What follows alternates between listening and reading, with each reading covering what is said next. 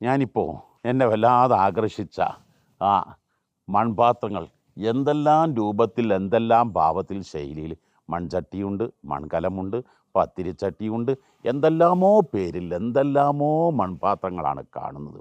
ഇതെല്ലാം ഒരേ പാടത്തുള്ള ചളിമണ്ണായിരുന്നില്ലേ? ആർക്കും വേണ്ടാത്ത അറക്കപ്പെടുന്ന വെറുക്കപ്പെടുന്ന ചളികളായിട്ടില്ലേ? പക്ഷേ കൊശവൻ്റെ കയ്യിൽ കിട്ടിയപ്പോൾ കൊശവൻ ആഗ്രഹിച്ച പോലെ അത് മാറ്റിയെടുക്കാൻ സാധിച്ചു. എല്ലാ വീടുകളിലുമുള്ള ഉമ്മമാരുടെ കൈവശം പലജാതി പൊടികൾ കാണാം. അത് പലപ്പോഴും ഒരു നാട്ടിലെ പത്തിരി പൊടികളെല്ലാം ഒരേ കടയിൽ നിന്ന് വാങ്ങിയതായിരിക്കും, ഒരേ മില്ലിൽ നിന്ന് പൊടിച്ചതായിരിക്കും, അത് ഒരേ വിലയായിരിക്കും. പക്ഷേ കാലത്ത് ബ്രേക്ക്ഫാസ്റ്റ് നോക്കുമ്പോൾ ചിലയിടത്ത് നെയ്പ്പത്തലായിരിക്കും, ചിലയിടത്ത് അരിപ്പത്തിരി ആയിരിക്കും, ചിലയിടത്ത് കട്ടിപ്പത്തിരി ആയിരിക്കും, ചിലയിടത്ത് കുഞ്ഞിപ്പത്തലായിരിക്കും, ചിലയിടത്ത് പുട്ടാവും ഓട്ടടവും ദോശ വ്യത്യസ്തങ്ങളായ രൂപത്തിലാണ് കാണുന്നത്.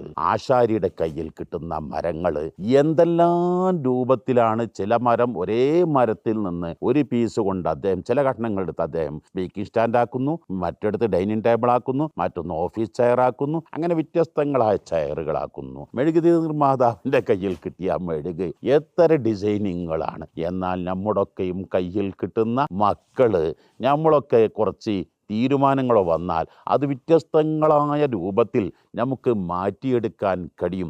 അതാണ് ഹുജ്ജത്തുൽ ഇസ്ലാം അബൂ ഹാമിദുൽ ഗസാലി റളിയല്ലാഹു അൻഹു. എന്തൊരാകർഷണീയ വാക്കാണ്. മെഴുകുതിരി നിർമ്മാതാവിൻ്റെ കയ്യിൽ കിട്ടുന്ന മെഴുക് പോലെയാണ് അധ്യാപകൻ്റെ കയ്യിൽ കിട്ടുന്ന വിദ്യാർത്ഥികൾ അതേത് ഡിസൈനിങ്ങൾ ഏത് രൂപത്തിൽ ശൈലിയിലെന്ന് തീരുമാനിക്കേണ്ട അദ്ദേഹമാണ്. നമ്മുടെ മക്കൾക്കൊക്കെ ഒരു പ്രത്യേക ഗോൾ സെറ്റിങ്സ് നൽകി ആ ഗോൾ സെറ്റിങ്സിൽ ആ മിഷനിലൂടെ വളർത്തിക്കൊണ്ടുവന്നാൽ തീർച്ചയായും അവർ ലോകോത്തര പ്രതിഭകളായി ലോകത്തിനു മുമ്പിൽ നമുക്ക് സമ്മാനിക്കാൻ കഴിയും.